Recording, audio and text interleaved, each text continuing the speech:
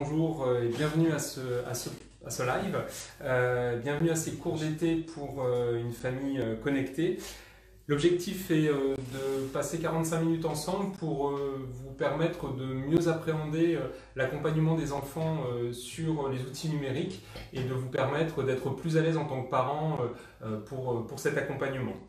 Je vais me présenter, je suis Samuel Comblet, je suis le directeur des opérations de l'association e-Enfance et je suis psychologue de l'enfant et de l'adolescent de formation. Et j'ai à côté de moi Romain Chibou qui est le coordonnateur du service NetÉcoute dont nous allons vous faire la présentation. Alors l'association e-Enfance, c'est l'association française de protection des mineurs sur Internet. On existe depuis une quinzaine d'années, on est basé à Paris. Et notre travail, notre mission, c'est de protéger les mineurs, qu'ils soient enfants ou adolescents, sur Internet. On adresse aussi nos messages de prévention aux parents ainsi qu'aux professionnels. Notre champ d'action est double. Le premier, c'est d'aller dans les écoles principalement pour sensibiliser les élèves du CE2 jusqu'à la terminale à tous les risques qu'ils peuvent rencontrer sur Internet, que ce soit le cyberharcèlement, les escroqueries, le risque d'exposition aux images pornographiques. Dans nos messages de prévention, on aborde le racisme, l'antisémitisme, l'homophobie, voilà, tout ce qui peut faire difficulté dans le cadre des usages d'Internet. Eh bien, on essaie de sensibiliser les jeunes à ces problématiques. On s'adresse également aux parents et aux professionnels qui font appel à nos services. On est agréé par le ministère de l'Éducation nationale, reconnu d'utilité publique, et on intervient sur l'ensemble du territoire national. Notre deuxième grand champ d'action consiste à gérer la ligne d'écoute, le service national NetÉcoute, qui est un service gratuit, anonyme et confidentiel, qui est accessible par le 0800 203 x 0. On répétera plusieurs fois pendant le live le numéro. Et nous sommes également accessibles par Messenger, par chat, par Twitter et par mail. Ce service, donc NetÉcoute, est le service de protection des mineurs sur Internet. C'est un service qui est accessible tous les jours, du lundi au vendredi, de 9h à 20h, et le samedi, de 9h à 18h. N'importe qui peut appeler à partir du moment où il est en difficulté dans le cadre de ses usages d'Internet, que ce soit un adolescent, un parent ou un professionnel. Au téléphone répondent des psychologues, des juristes et des spécialistes des réseaux sociaux sous la coordination de Romain Chibou qui assure donc l'animation de l'équipe et les remontées d'informations et de signalements que nous adressons à nos différents partenaires.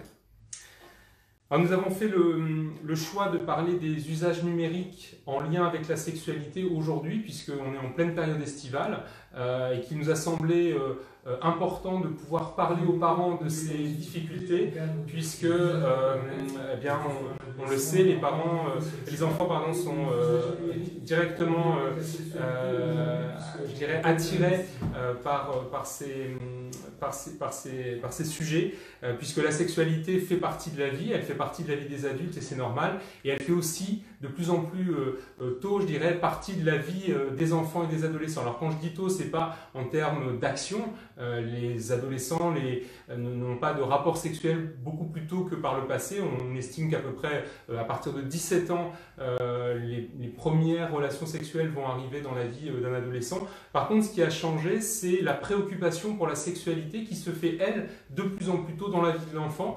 On considère que déjà dès l'école primaire, les enfants se posent des questions, s'interrogent, cherchent des réponses à leurs questions autour de ces sujets de la sexualité. Alors il y a quelques années, ça ne posait pas de problème, il n'avait, je dirais, pas beaucoup de sources d'informations, ils se tournaient vers les parents, vers les copains, vers des livres éventuellement. Aujourd'hui, le monde a changé et on le sait, les enfants vont se tourner préférentiellement, peut-être, en tout cas facilement, vers Internet, puisque c'est une source d'informations gratuite, facile d'accès. Il suffit d'avoir évidemment un téléphone portable et on peut aller chercher de l'information que l'on va penser être fiable et auquel on va apporter du crédit. Le problème, c'est qu'évidemment, les enfants vont se contenter de cet unique message pour se forger une image de la sexualité, et c'est évidemment une sexualité qui n'est pas conforme à la réalité, puisque les images pornographiques vont leur servir de guide mode d'emploi pour leur sexualité à venir.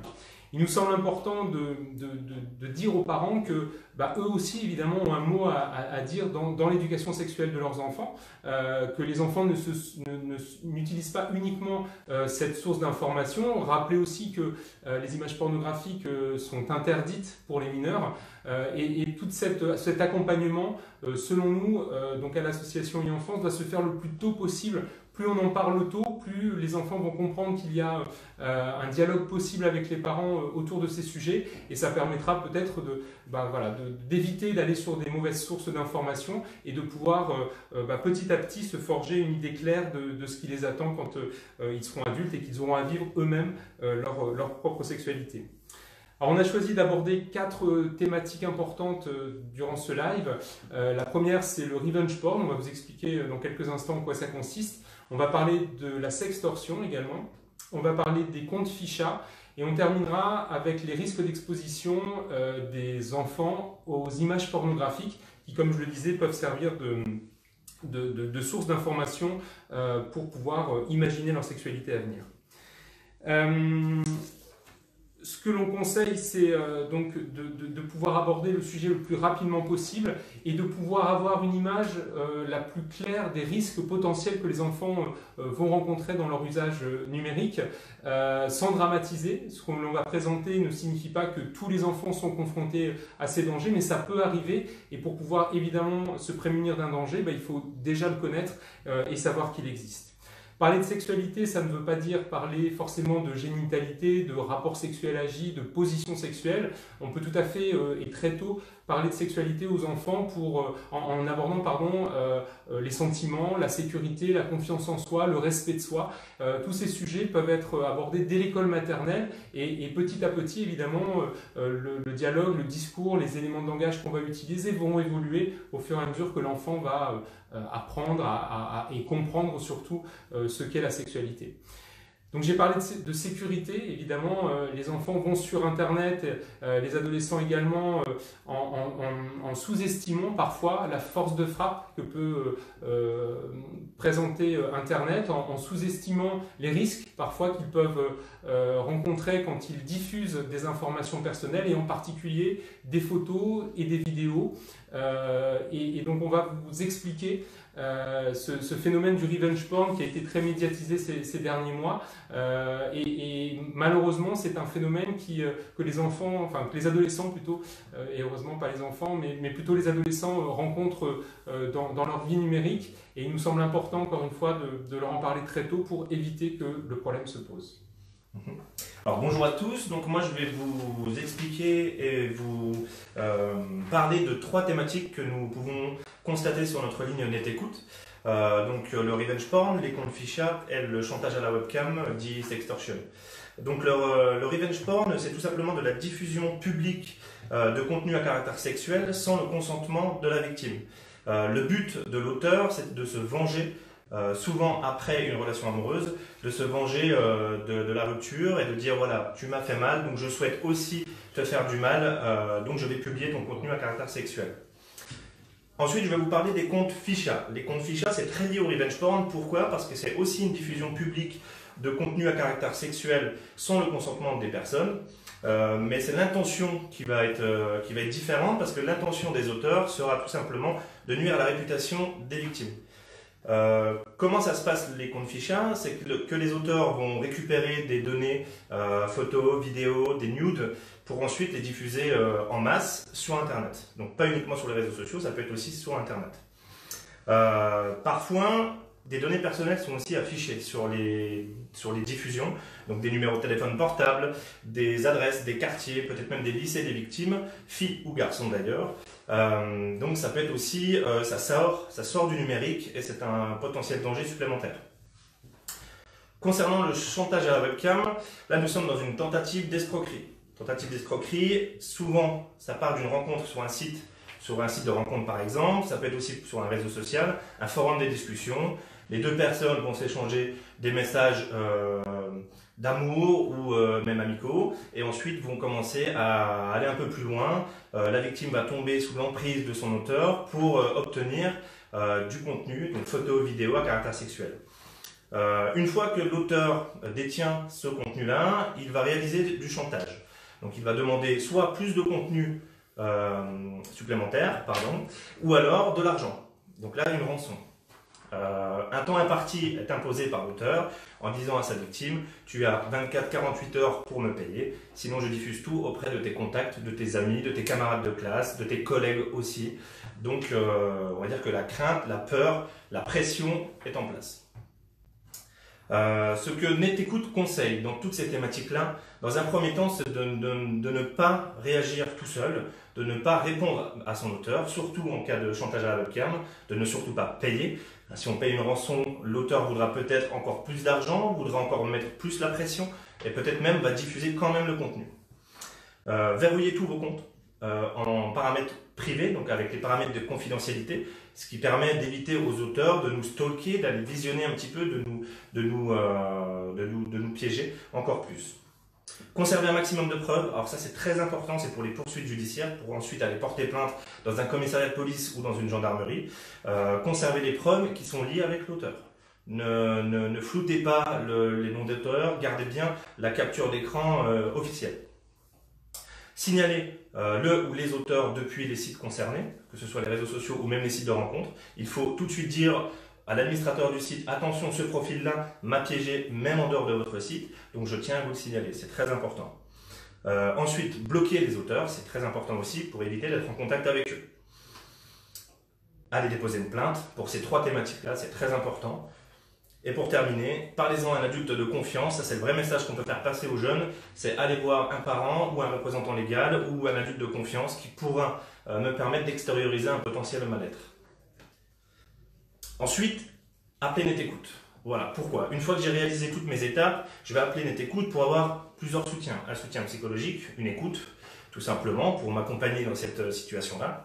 Et surtout, notre force chez NetÉcoute, c'est de pouvoir remonter la situation après l'analyse de notre équipe juridique aux réseaux sociaux. Tiers de confiance. Tiers de confiance, qu'est-ce que c'est? C'est un partenariat, c'est un contrat de confiance entre les deux parties en disant tout simplement voici la situation, nous avons pu observer un contenu manifestement illicite, merci de le supprimer, ou alors merci d'analyser le contenu aussi. Voilà. Merci. Très bien, donc ça fait beaucoup de conseils évidemment. Comme l'a dit Romain, si vous avez besoin de prendre du temps pour réfléchir à une situation avec un des écoutants, si vous avez besoin qu'on réfléchisse ensemble sur une situation et si vous souhaitez qu'on puisse intervenir pour supprimer un compte ou des contenus qui pourraient porter préjudice à un enfant ou à un adolescent, et bien surtout n'hésitez pas, je vous redonne le numéro 0800 200 3x0. On est ouvert donc tous les jours du lundi au samedi de 9h à 20h en semaine et jusqu'à 18h le samedi. Juste avant de prendre les questions que vous pourriez nous avoir envoyées, quelques mots sur l'exposition précoce des enfants à la pornographie. On a tendance à penser, quand il s'agit de cette question, que le problème existe, beaucoup de parents le savent, mais considèrent que ce sont toujours les enfants des voisins qui peuvent être concernés par cette problématique. Il faut vraiment se dire qu'aujourd'hui, la pornographie s'est banalisée, elle est très facile d'accès et il est donc a priori assez facile pour un enfant de pouvoir aller en chercher. Penser que c'est chez les autres que le problème se pose, c'est peut-être risqué de passer à côté d'un message de prévention. Si un enfant voit des images pornographiques, même quand il est jeune, une fois ou deux dans sa vie, ça n'est pas problématique, ça ne lui portera pas un énorme préjudice à partir du moment où il peut trouver, une fois qu'il aura vu ces images, une écoute attentive, des moyens de prendre du recul par rapport à ce qu'il a vu et qu'il pourra trouver surtout un adulte qui va le rassurer sur ce qu'il a pu regarder comme image. De pouvoir lui dire déjà que ce qu'il a vu c'est un spectacle qui est destiné à des adultes, qui n'est pas fait pour des enfants et c'est pas par hasard justement parce que le psychisme des enfants n'est pas prêt à pouvoir accueillir ces images et il faut du temps et c'est pour ça que les images sont a priori accessibles à partir de 18 ans uniquement. Le rassurer aussi sur ce qu'il a vu, c'est lui dire que les images pornographiques ne sont pas le reflet de la réalité. c'est encore une fois un spectacle qui a été conçu pour exciter des adultes qui pourraient être spectateurs de ces images, mais ce n'est pas ce qui l'attend. Et c'est important. Et pour les adolescents, il est aussi important de dédramatiser peut-être, je dirais, le profil des acteurs qu'ils ont pu voir, puisque les images pornographiques peuvent être très complexantes. Elles apportent un inconfort pour les adolescents, parce que les acteurs et les actrices pornographiques sont recrutés pour leur profil physique, parce que elles sont dotées d'une anatomie qui va leur permettre de pouvoir tout simplement apporter ce qu'il faut à ces images. Et ça peut être je dirais, difficile pour un adolescent de se dire que c'est ce à quoi il doit ressembler, qu'il doit avoir un sexe de cette taille, et pour les filles, une poitrine de cette taille-là également. Et donc c'est important de dire qu'avec le corps qu'il a, l'adolescent, il va pouvoir vivre sa sexualité comme il le souhaite avec son ou sa partenaire, et que c'est ça l'essentiel, et que pour le reste, encore une fois, ça n'est que des images dans un film. À l'enfance, quand on sensibilise les jeunes à ces problématiques, on prend souvent la comparaison des images que l'on voit dans les films d'action. Quand on voit une vidéo, un film avec des cascades de voitures, par exemple, il ne viendrait jamais à aucun enfant ou à aucun adolescent de reproduire ce qu'il a vu dans ces films, parce que c'est dangereux, et les enfants le disent, parce que ça a été fait par des professionnels qui ont été recrutés pour ça, parce qu'il y a eu toute une réflexion et que ça a pu se faire dans un cadre prévu, et que bien évidemment ces cascades que l'on voit dans les films n'existent pas dans la réalité. Et bien pour les films pornographiques, c'est la même chose. Elles ont été faites à plus ou moins de choses près dans le même but de divertissement, et il faut vraiment insister sur cet aspect-là pour que les enfants ne reproduisent pas la même chose. Voilà, on voulait donc vous sensibiliser sur tous ces sujets. Ça va très vite, évidemment, on n'a pas énormément de temps. On va peut-être essayer de prendre quelques questions que vous nous avez posées sur Internet. Si vous avez envie de nous les poser en direct, vous le pouvez. Et on va prendre peut-être une première question qu'on va découvrir ensemble. Alors, la première, la voici. Donc, il s'agit de Revenge Porn. Je suis victime d'un compte ficha et j'aimerais porter plainte, mais je ne sais pas qui a publié la photo. Alors c'est souvent cette question aussi qu'on peut nous poser après un compte ficha. Alors, je vois que l'objectif tourne un peu. Bien évidemment, je peux aller porter plainte contre X. Et il faut aller porter plainte contre X dans cette situation-là, avec encore une fois une preuve, capture d'écran qui authentifie l'auteur, et ensuite vous serez certainement interrogé tout simplement sur comment l'image-là s'est retrouvée sur ce compte-là. Alors vous allez me dire oui, mais comment? Parce que souvent les comptes fichés sont liés avec le revenge porn, donc on pourra remonter jusqu'à l'auteur initial. Voilà. On a une deuxième question auquel on va répondre immédiatement aussi, toujours en lien avec le revenge porn. Je sais que ma fille fait du sexting avec son copain, on va expliquer peut-être ce que c'est que le sexting. J'ai peur d'une situation de revenge porn par la suite. Comment puis-je lui en parler sans la braquer?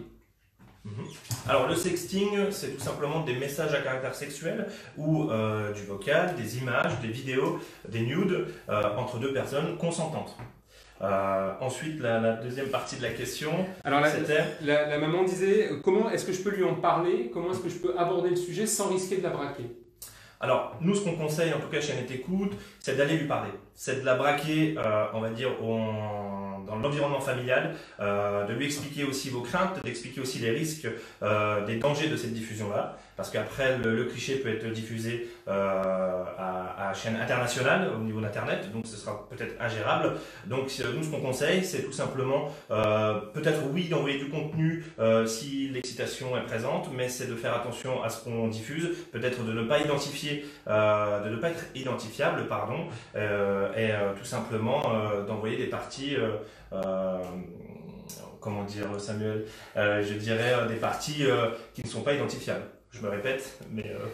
Quand on parle de parties identifiables, ça peut être un tatouage par exemple, ou si les enfants ou les adolescents se prennent en photo devant des endroits qui pourraient être reconnus dans leur environnement de vie, et bien évidemment ce sont des choses à éviter. Donc Encore une fois, on ne peut pas forcément lutter complètement contre le fait que les jeunes s'envoient des photos et des vidéos dénudées. Ce qu'il faut vraiment leur faire comprendre, c'est que les envoyer est une chose, mais le risque c'est que ça se retourne contre eux et que ces photos puissent servir comme arme en cas de vengeance, si la relation entre les deux jeunes se passe mal. Et évidemment, le problème d'Internet, c'est que ça va laisser une trace quasiment indélébile, c'est-à-dire que les photos peuvent après circuler pendant des années et ça porte un réel préjudice, bien évidemment, et on peut le comprendre, aux adolescents qui se seraient laissés aller à peut-être un peu trop de romantisme, avec l'idée que peut-être l'amour et les relations amoureuses sont faites uniquement dans la confiance. Oui, évidemment, c'est ce qu'il faut leur transmettre comme message, bien évidemment leur donner la confiance de vivre cette relation et ce lien avec le ou la petite amie de la manière la plus heureuse et la plus épanouie possible, mais encore une fois, il y a un certain nombre de comportements, de prudence à avoir pour que les choses ne se retournent pas contre eux. On va prendre une autre question peut-être. On nous demande quel est le délai moyen pour faire supprimer un compte ou des messages insultants à partir du moment où ils ont été transmis à un réseau social. Alors tout cela dépend de la modération du réseau social concerné. Je peux vous dire entre 2 heures, voire 1 heure et 72 heures. Après, ça peut prendre beaucoup plus de temps, suite aussi à la crise sanitaire que nous avons vécue. Les équipes de modération de certains réseaux sociaux ont été au ralenti, donc on essaie de rattraper le temps perdu avec eux et de remonter très rapidement les contenus manifestement illicites. On profite d'une deuxième question. On nous demande si le revenge porn est puni par la loi. Alors oui, il est puni par la loi. Voilà pourquoi c'est très important de conserver les preuves et d'aller déposer plainte en gendarmerie ou en commissariat de police. Une autre question. Alors, il s'agit de sextorsion. On nous demande, est-ce que l'on peut être sûr que la personne qui a des photos et qui nous menace de les diffuser ne va pas justement les diffuser? Est-ce qu'on peut avoir cette certitude et s'assurer qu'il n'y a pas de risque? Alors malheureusement non, parce qu'une fois que le cliché est envoyé, il peut être stocké sur un cloud, il peut être stocké sur un support numérique, sur un smartphone, il peut être aussi stocké sur une clé USB ou un disque dur. Donc si l'auteur, le chanteur passe à l'acte et diffuse le contenu, il faut tout de suite à nouveau capturer les preuves et aller déposer une plainte ou faire un complément de plainte si on a été dans une situation de tentative d'escroquerie. Et aussi appeler NetÉcoute, nous on pourra réagir très rapidement sur ce contenu-là et le faire supprimer. Ok, on continue avec une deuxième question, toujours sur la sextorsion. La personne qui nous a écrit nous demande qu'est-ce que font les auteurs des photos et des vidéos s'ils ne les publient pas. Alors malheureusement, on ne connaît pas d'auteur de chantage à la webcam et de comprendre pourquoi ils en sont là. La motivation est l'argent, tout simplement. Et ce qu'ils font après, certainement, c'est que les clichés sont supprimés ou stockés ailleurs et ils passent à une autre victime potentielle. Voilà. Donc ils ne vont pas les utiliser de jour en jour. Si vous ne répondez pas à l'auteur, et ce qui est très important, c'est de ne pas répondre à l'auteur, on va dire que l'auteur passera à autre chose très rapidement. On prend une autre question. Alors, concernant la pornographie cette fois-ci, on ne sait pas qui l'a écrit, c'est un papa ou une maman, mais peu importe. J'ai découvert que ma fille de 10 ans a déjà vu des films pornographiques et qu'elle en regardait souvent. Je ne sais pas comment faire pour lui en parler. Je pense que d'abord il faut effectivement lui en parler, c'est important, comme je le disais tout à l'heure, l'accès à la pornographie se démocratise énormément et il est important de pouvoir sensibiliser cette jeune fille au fait que ce qu'elle regarde déjà n'est pas adapté à son âge et c'est pas par hasard, encore une fois, elle n'est pas prête pour regarder ce type d'image et puis peut-être d'essayer d'imaginer que si elle va vers ces sources d'informations, c'est qu'elle se pose des questions sur la sexualité, sur les relations amoureuses, sur peut-être ce qui va advenir pour elle quand elle sera plus grande, et lui dire que des sources d'informations, il y en a des multiples, qu'on peut peut-être lui proposer des livres, des vidéos, un échange avec ses parents pour pouvoir tout simplement répondre à ses questionnements, ses attentes et ses inquiétudes. Mais qu'en tout cas, la pornographie ne peut pas être un moyen d'accès pour elle aux réponses à ces questions. Ce qui est important, je crois aussi, c'est de pouvoir avant même de répondre et de lui dire quelque chose, de rester en position d'écoute. Quand on est un adulte, on a toujours tendance à, et c'est normal, à vouloir se placer comme celui qui sait et à asséner aux enfants beaucoup de conseils, beaucoup d'informations qui parfois les dépassent. Et je dirais que souvent les adultes ne savent pas forcément si ça va être entendu, si c'est entendable, si le niveau de vocabulaire est adapté. Donc la première chose à faire, je crois, quand il s'agit de parler de pornographie, c'est déjà tout simplement d'écouter, de se mettre à côté de son enfant, de voir un peu quelle est sa représentation et sa connaissance de la sexualité pour pouvoir après apporter des éléments supplémentaires si vous jugez que c'est utile ou si peut-être voilà, qu'il n'y a pas plus de choses à dire pour le moment parce qu'il est peut-être encore trop jeune ou parce qu'il en sait suffisamment. Mais je pense que de se mettre dans cette position-là, ça permet d'abord de se rassurer, de confirmer que voilà, que c'est une évolution normale de l'enfant dans sa connaissance et dans un second temps d'apporter des éléments pour pouvoir le guider, le rassurer. Une chose aussi, c'est qu'on n'est pas forcément tous, en tant qu'adultes, prêts, capables, à l'aise de parler de sexualité avec ses enfants. C'est tout à fait normal. On peut, dans sa propre histoire, être soi-même en difficulté de le faire ou parce que voilà, c'est pas forcément quelque chose qu'on a appris à faire. Je pense que c'est pas problématique que ce ne soit pas les parents qui parlent de sexualité à leurs enfants, mais il me semble encore une fois qu'il est important que les enfants puissent, au cours de leur développement, avoir entendu une image, une parole rassurante de quelqu'un dont ils puissent avoir confiance pour pouvoir les guider sur les chemins de la sexualité. Ça peut être un membre de la famille, ça peut être le pédiatre, le médecin généraliste, ça peut être une infirmière, ça peut être le centre de planification avec les professionnels qui y travaillent. Mais en tout cas, de se dire qu'aujourd'hui, on peut peut-être moins que par le passé se passer de ces messages de prévention, puisque, encore une fois, Internet sera la source vers laquelle le jeune va naturellement se tourner si les adultes n'osent pas franchir ce cap. Je pense aussi, pour terminer sur cette question, que quand on parle de sexualité aux jeunes, il est important d'aborder 3 sujets importants liés à la sexualité. La première, c'est le risque de transmission des maladies sexuellement transmissibles, que la pornographie, malheureusement, n'aborde évidemment pas. Aujourd'hui, les films sont extrêmement, je dirais, non protecteurs pour les acteurs et transmettre aux enfants qu'un rapport sexuel se fait sans aucune protection. Le préservatif est encore le meilleur moyen de se protéger des maladies sexuellement transmissibles, et donc il est important que les jeunes entendent que se protéger est absolument nécessaire. Le deuxième message important à transmettre, c'est le fait que les risques de grossesse arrive dès le début de la vie sexuelle, qu'il n'y a pas plusieurs années à attendre avant que le risque arrive. Et au contraire, quand on est jeune, on est peut-être plus à risque qu'une personne un peu plus âgée d'avoir une grossesse. Et donc il est important, là aussi, de sensibiliser les jeunes à cette question pour éviter qu'ils se mettent évidemment en difficulté.